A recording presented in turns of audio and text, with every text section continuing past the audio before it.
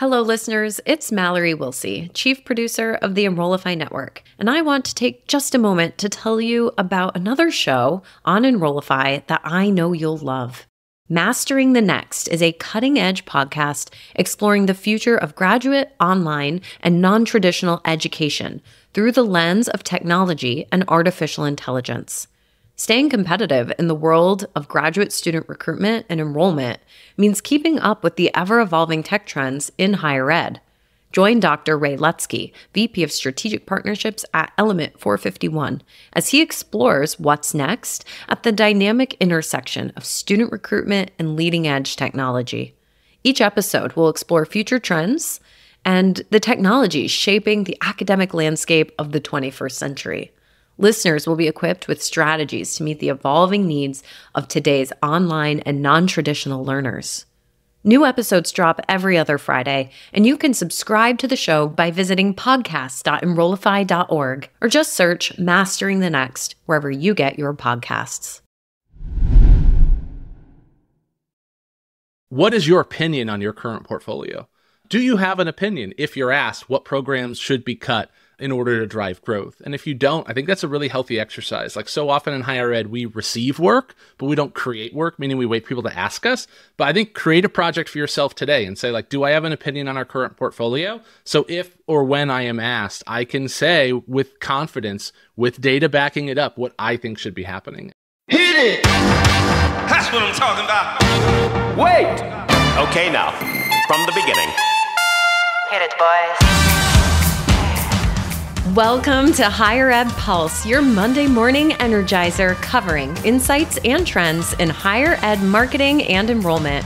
I'm Mallory Wilsey, bringing over 15 years of ed tech and marketing expertise to your earbuds. And I'm Seth Odell, joining the Pulse with my own adventures from leading marketing at top universities to founding Kanahoma, one of the industry's fastest growing digital marketing agencies. Each week, we bring you the kind of insider insights you typically only find over cocktails with your pals at a conference. It's fast, it's fun, and it's designed for you, the busy higher ed professional. You're not just listening to another podcast. You're checking the pulse of higher education. Higher Ed Pulse is part of the Enrollify Network, a robust collection of podcasts designed to help higher ed professionals like you grow. Explore our other shows at enrollify.org. Enrollify is made possible by Element 451, the next generation AI student engagement platform, helping institutions create meaningful and personalized interactions with students. Learn more at element451.com. Welcome back, everyone, to the Pulse. We had a little break there for the Memorial Day holiday. So, Seth, it's been a couple weeks since I've gotten the chance to see you. How you doing, and how was your holiday weekend? It's great to see you, Mallory. I'm super excited. I agree. The week off was really nice, but also I missed our usual recording, so it's great to connect. My Memorial Day was good. It was low key. I had a kind of a small outpatient surgery last week that I've been needing to have, and so for me, it's been mostly quiet recovery. But we did heat the pool, have the neighbors over. My daughter's 3, so it was really fun for her and her friends to kind of come over and swim. So it was really nice. So quiet for me, but fun for the family. How was it for you? That sounds awesome. I had a lot of family time too. I was actually in Chicago to celebrate my youngest sister who's wrapping up her residency program. And fun fact, I actually found out that my aunt is an avid listener of our podcast. So a little shout out to Kathy Whalen. Love it. What up, Kathy? Thanks for listening. She said she's learned so much about the higher ed industry. She, before she retired, she was a high school teacher. So, not too far removed from education, but. Oh, how cool. I love it. That's so great. Really awesome. All right. Well, you know what, Seth? We just jump into it. So that is absolutely what we're going to do today. And listeners, as you know, Seth and I are often picking topics based off of what we are reading about in the industry and what catches our eye. And this week, an article about cutting degree programs on Higher Ed Dive caught my attention. St. Cloud State University in Minnesota is planning to cut 46 degree programs and reduce its faculty by 13% to address a $5.5 million budget gap. Enrollment at the institution has dropped more than 40% since 2010. And so obviously this restructuring is being driven by that declining enrollment as well as growing operational expenses, and they're really just trying to realign the university's resources with its revenue. So the plan that they've proposed includes cutting 46 degree programs, 50 minors, eliminating faculty and staff positions, administrative roles, and also managing their classroom space more efficiently. And I think we are seeing that this is a trend that's happening at many institutions across the US, as they too are trying to align resources with financial realities and changing student interests. And so some other schools that I've noticed taking similar measures include West Virginia University, Vermont State University, UNC Greensboro, Marietta College, and actually, and sadly, many more. So I think the cuts are reflecting some trends in our industry. And here we are. We got to talk about why this matters, how we're going to decide which programs need to be cut if we are at an institution that is making these decisions, and where marketers have a voice in this conversation. So Seth, please sound off. What are your thoughts? Let's dive in. So obviously, when so many folks are cutting programs to address budget shortfalls or declines, that's really an unfortunate situation. But I love this topic because I have a contrarian point of view that I actually think you can cut programs to drive growth. And I do think it's important. It's not just to address declines. And I think there's a lot to talk about here. So why is it important? First and foremost, obviously, you need to right size your expenses in an organization. Being fiscally responsible and having a healthy budget is paramount right now in higher ed in a mature, consolidating market. But I will say, when it comes to the growth side of things, most people think about launching new programs to drive growth. But what people don't talk about is that launching new programs will actually decline your ability to grow if you don't increase your marketing spend. And when you launch new programs, they're cost inefficient, right? Like a brand new program is going to cost more to recruit for than the current portfolio that you have, at least for the first year, 2 or 3. And so what I'm seeing a lot of institutions do is they launch new programs, but they keep all the old programs, and then they expect that they can take that marketing budget and spread it across even more programs and somehow drive incremental growth. And that's not really true. And so I think it's important to have this conversation that you can cut programs to drive growth. And one of the reasons it's important is because it allows you to allocate your marketing budget to the programs that are winning the most. One of the things that I've experienced in my time in higher ed has been that there was this trend in the past 5 or 10 years to push the P&L down the organization. So P&L like a profit and loss sheet. And this idea that we're going to have like program chairs and departments be like responsible for their own budgets. And overall, I think that's really great. And I think that CFOs in higher ed were successful in doing that. But when they pushed the P&L down the org, what they inadvertently did is they basically took the marketing budget and they broke it up across programs. And so now for a lot of college universities, including ones that we partner with, we'll come in and we'll basically have, 30 budget managers, and everybody thinks that their budget should go to their programs. But the problem is that program-specific marketing, like marketing an individual program, is the least efficient way to market in higher ed. It's an important component, but you can market by the program. You can market by like what we call area of study or segment or cluster, so like education programs, or you can market the brand. And the reason that's important is 10 times more people search for problems than programs. So someone searches, like in California, how to become a teacher rather than actually searching for like an MA in education. But if you have a dean in the school that wants an investment in their MA in education program, they're really like forcing marketers to start spending at the program level at a point that's cost inefficient. And so I really think it's great to talk about like, okay, how can we roll up our budgets, but also how can we look at our portfolio and say, are there programs here that we should no longer be offering? I think we all agree that academic portfolios should be dynamic and should meet the needs of the market, which is one of the reasons we launched new programs, right? That we want to evolve what we're offering. But we just forget about the other side of that conversation of like, well, what should we be reducing? And the net of all of this is if you are just launching new programs and you're not cutting old ones, what you're doing is you're letting your growing programs subsidize the dying ones, which means that like rather than letting the growing programs reinvest in themselves, you're taking them and you're saying, well, let's take some of the money we made from this program and invest in marketing a program that's cost inefficient. And that's really a challenge. And I understand people want to avoid teach outs and they want to avoid reductions. But the net to me is like one of the best things we can do in higher ed to grow enrollment is to cut programs.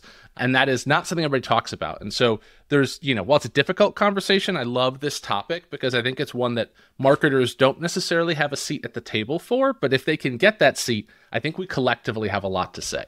Well, I think what's challenging in the research I've done around this, challenging for me and listeners of our show know we did a whole episode on the dying liberal arts about a month or so ago.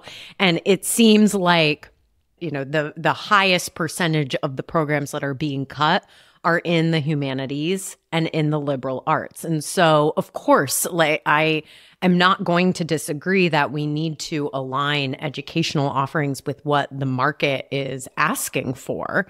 And certainly there has been a growing trend for more than a decade towards STEM degrees and things with very clear career pathways and outcomes. But as we talked about a month ago, losing the liberal arts from the curriculum can have some really adverse effects, right?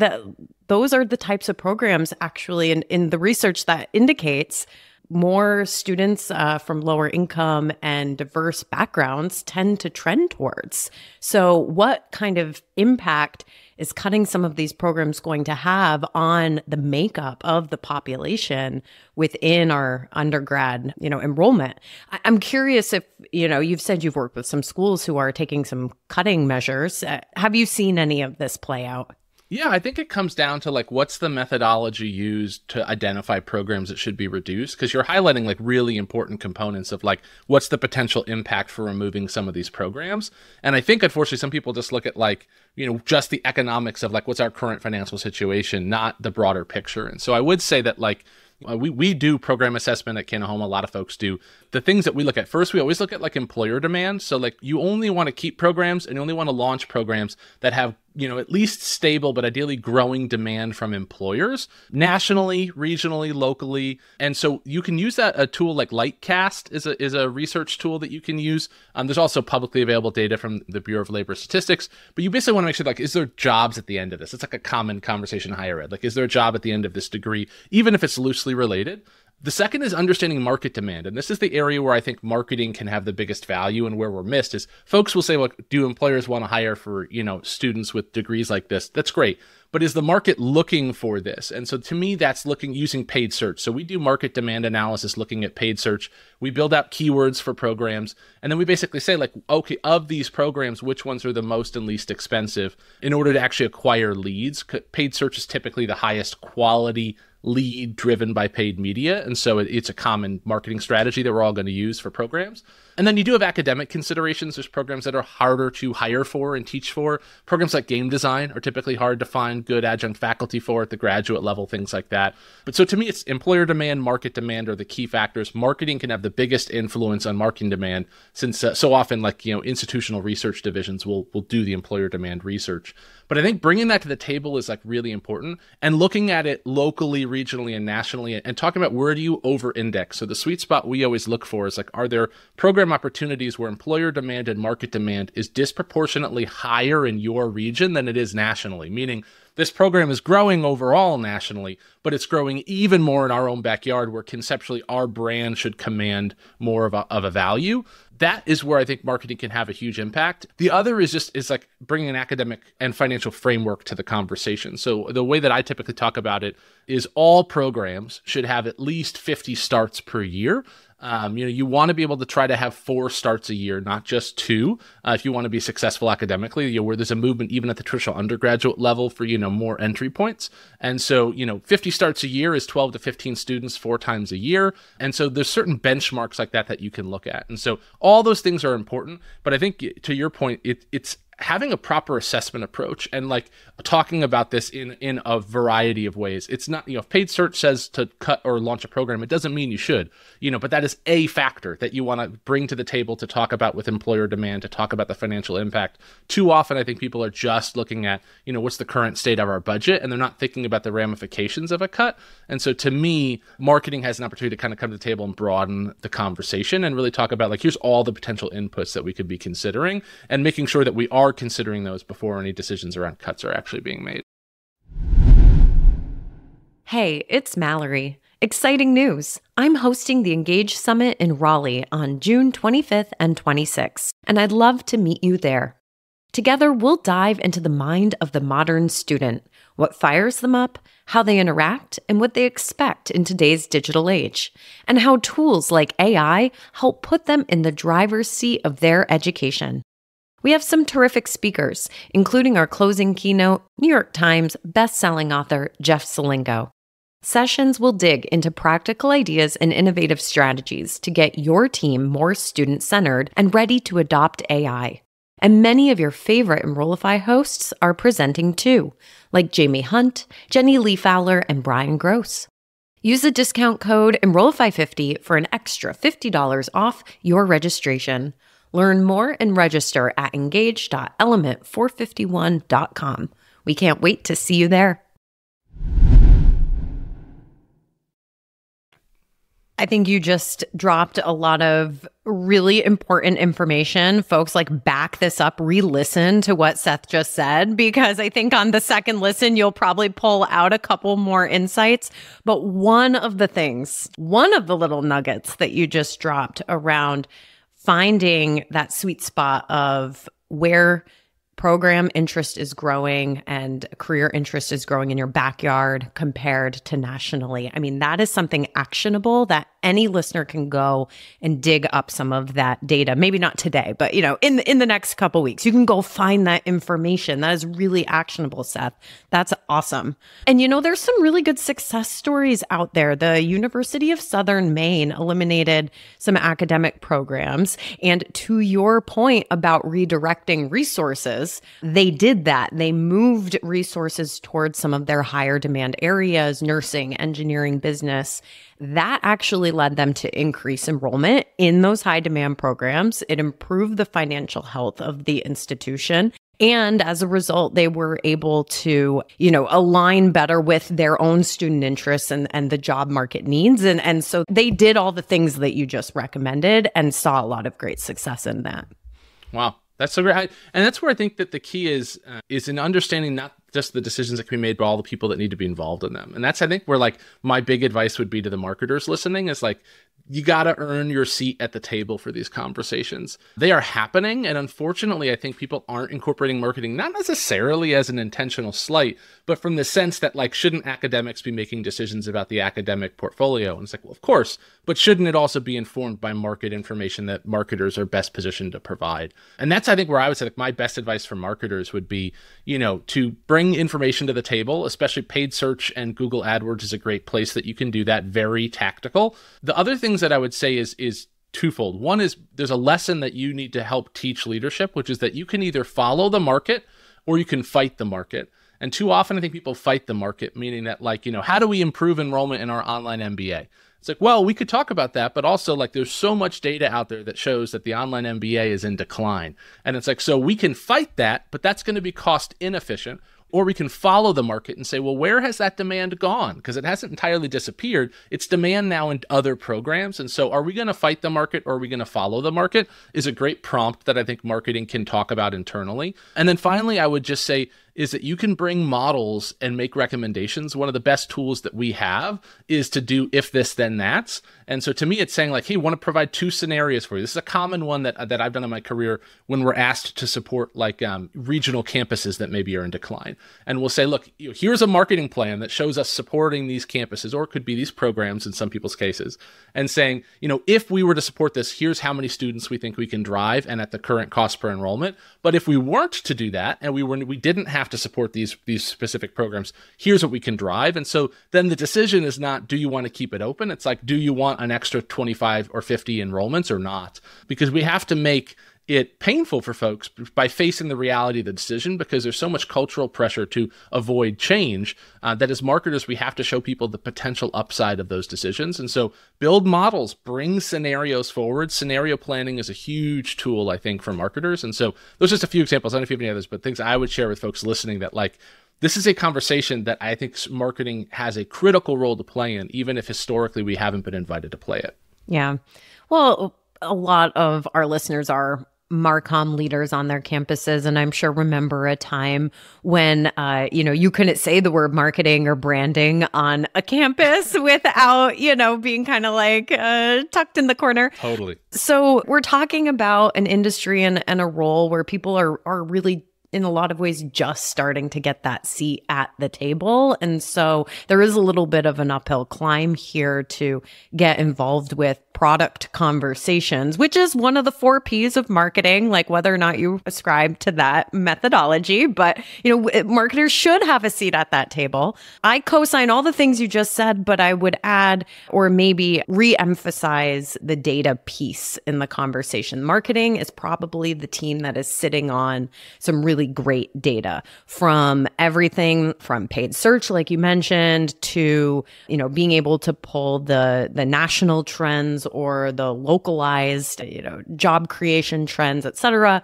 Like, marketers are trained to gather that information, analyze that information. We have incredible tools now like ChatGPT that make the analysis of that data so much easier. And so using the tools that we have at our fingertips to help us with that.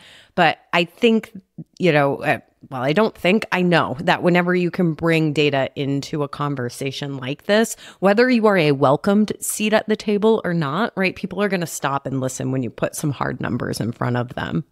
Yeah, I totally. And I think that's the final thought I would share with folks then is like, what is your opinion on your current portfolio? Do you have an opinion if you're asked what programs should be cut in order to drive growth? And if you don't, I think that's a really healthy exercise. Like, so often in higher ed, we receive work, but we don't create work, meaning we wait for people to ask us. But I think create a project for yourself today and say, like, do I have an opinion on our current portfolio? So if or when I am asked, I can say with confidence, with data backing it up, what I think should be happening. And so that'd be my advice to marketers for sure, is like, if you don't have your opinion, form it, because I think your institution really needs to hear it and they'd really benefit from your insights. Absolutely. Well, folks, we are at the end of another episode. And since we didn't have an episode on Memorial Day, I have not had the chance to introduce our new Pulse Check series to our listeners. Kin Sejpal is back with a 5-part series navigating international recruitment waters. And I'm excited about this one because we know the landscape of international student recruitment and marketing is truly as diverse as the students it is seeking to attract. And Kin is a former international student herself, so she understands firsthand it's not a one-size-fits-all approach here. Each country, continent, and culture is going to bring unique challenges and opportunities that we have to consider as Marcom professionals. The first episode in the series dropped last week. Part 2 is on deck for this Thursday, so you can catch up and make sure if you are subscribed, right? If you subscribe to The Pulse, these episodes are just going to auto drop right into your podcast feed. So a little call to action to go hit that subscribe button. Seth, any parting words before we end this episode? I just want to say it's great to be back. It's amazing how much just 1 week off felt like a big week off. So it's great to see Mallory, great to be heard from everybody listening, and just thanks as always for folks that tune in. Well, it's great to be seen. All right, folks, we'll catch you next time. Bye-bye.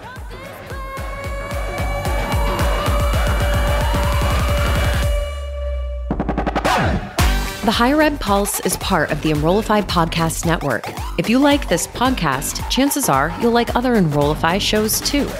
Our podcast network is growing by the month, and we've got a plethora of marketing, enrollment, and higher ed technology shows that are jam-packed with stories, ideas, and frameworks, all designed to empower you to be a better higher ed professional. Our show helps higher ed marketers and admission pros find their next big idea and features a selection of the industry's best as your hosts. Learn from Brian Gross, Eddie Francis, Jenny Lee Fowler, and so many of your favorite leaders in higher ed. Enrollify is made possible by Element 451, the next generation AI student engagement platform, helping institutions create meaningful and personalized interactions with students. Learn more at element451.com.